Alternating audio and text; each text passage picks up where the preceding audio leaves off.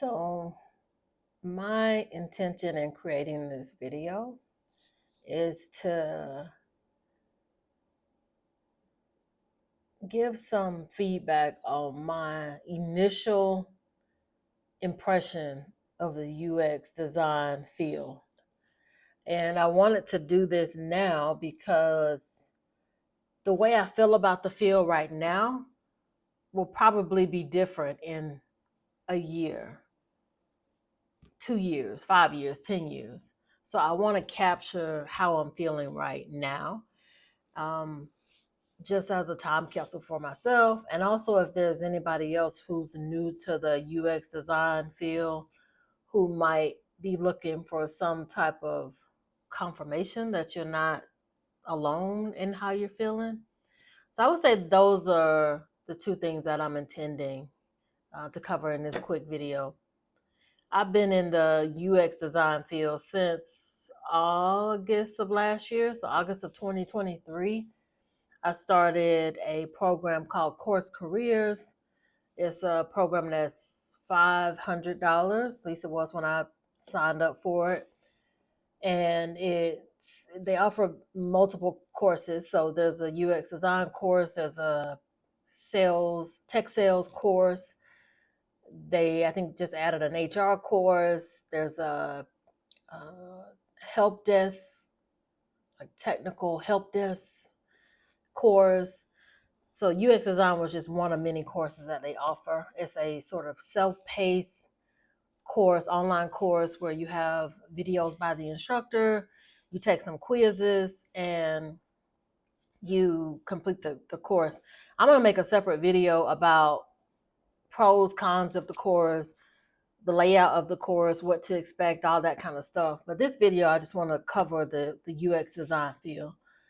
So took the course. I purchased the course in August of last year. Finished it. I didn't make a note of this, but I finished it about 2 months ago. So what is it, March now? So I want to say I finished it at the end of January, beginning of February. In that other video that I record about the course, I'll have the exact dates. But I finished the course, passed the course, got my certificate, and I've been in the job market right now for about 2 months, something like that. And I just want to make a video about my initial impressions. And it's interesting because, let me say this. It's interesting because it reminds me of recruiting, because I transitioned into UX UI design from being a recruiter. So I've recruited for 7+ years, doing everything from recruiting tech folks to sales and hourly employees. And one of the most difficult parts of being a recruiter is the hiring manager, because the hiring manager makes the ultimate decision on who's chosen. And the most difficult parts about being a recruiter is when the hiring manager doesn't know what he or she wants. So you could be in a meeting with them and they can't give you a clear answer on why that person that they just interviewed yesterday wasn't chosen, or why out of the 7 resumes that you sent them yesterday, nobody should move to the next round. They can't really clearly articulate why. And I'm getting that same feeling from the UX design field. Like, nobody really knows what should be expected of designers, their case studies, their portfolios. There's so much conflicting information.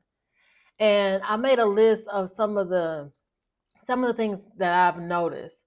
So the first thing on the list is that there's a lot of conflicting information.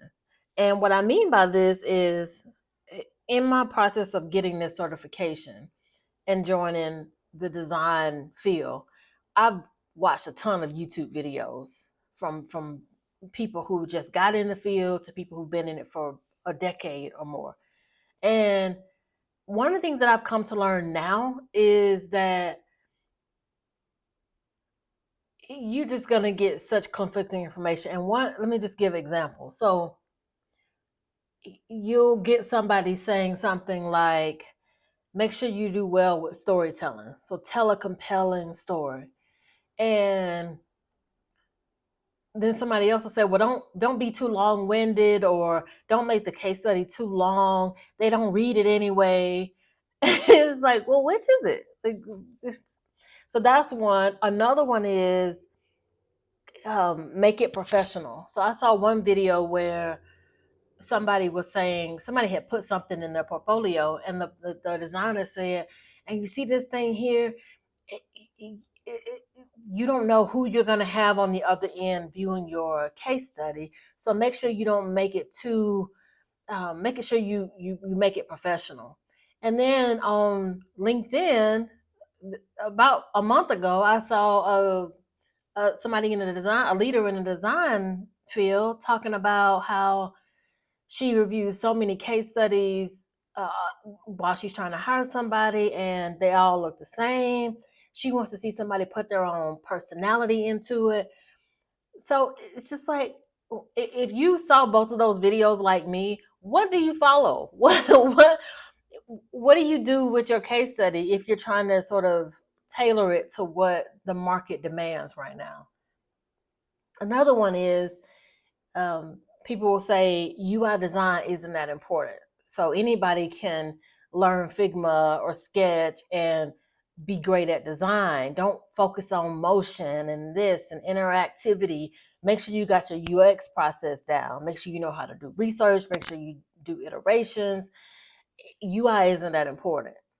And then somebody else will say, make sure your UI is on point, because if they don't read your case study, they're going to see your visuals, and that's what gets you the interview. So it's just, I can laugh about it because I've come to learn that if you follow all that stuff, you'll never get done with your portfolio, and you'll never feel confident as a designer. But I feel like I didn't always feel this way. You go through a period where it's frustrating and demoralizing.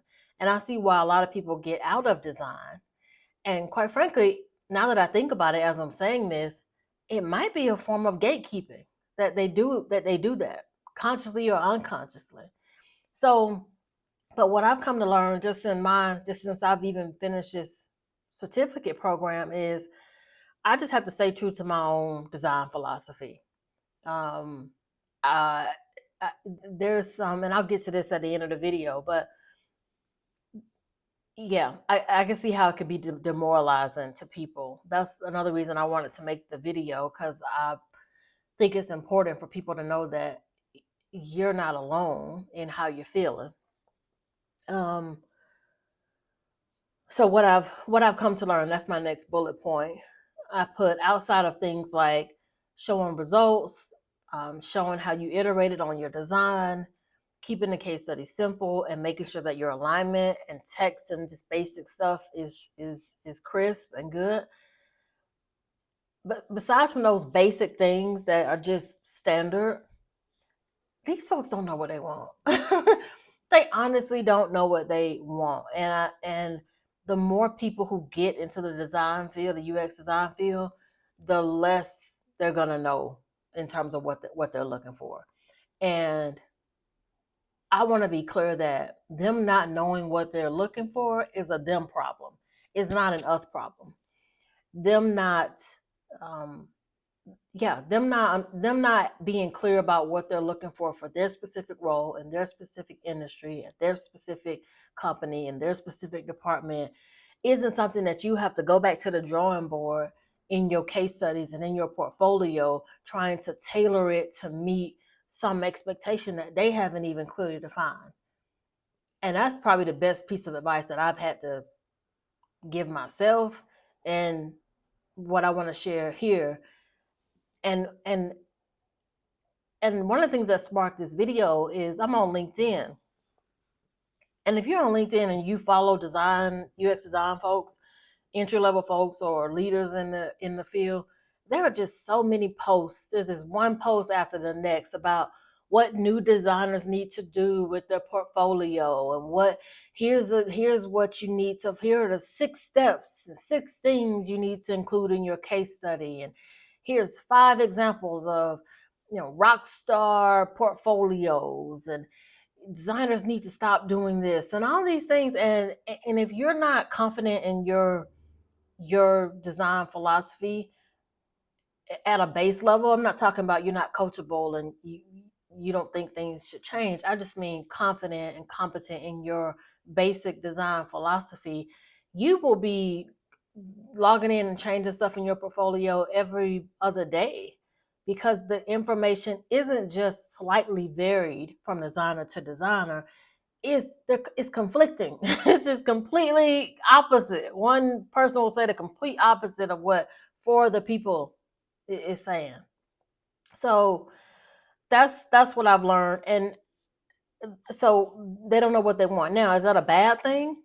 I think it's bad and good. It's bad because of what I just said. Like I said, if you're new and you're just trying to tailor your portfolio and case studies to where people, to make yourself as marketable as possible, it's frustrating. Now, it's good because if they don't know what they want, then you can, if you tell a good story, or if you pitch yourself correctly, you could be more marketable in the industry. Now, I feel like that's a whole nother conversation that somebody touched on LinkedIn about. I forget the words that he used, but sort of like the fakeness and fakeness is the word that comes to mind. Like this, like you have to be this sort of almost like an actor. Like it's not authentic stuff. But that's another conversation.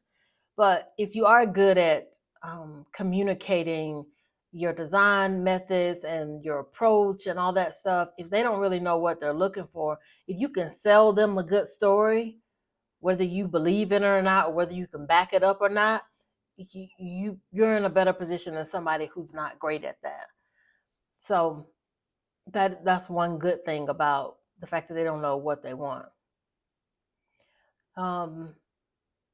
And then one final thing I'll say before I close is I paid for a coaching session with this YouTuber that I follow, that I like and respect. And I don't know how long she's been in the design field, but it's been a while that she's been in.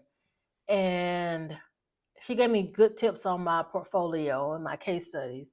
But one thing stood out to me, and it was actually a catalyst for me making this video as well, and showed me that this is a sort of insidious, deeply rooted problem, even in designers that we respect. Like it's almost like they're drinking the Kool-Aid. She was looking at the homepage of my portfolio, and on the homepage, it's on a website. So on the homepage has my picture, my headline, and the other stuff, case studies on the right.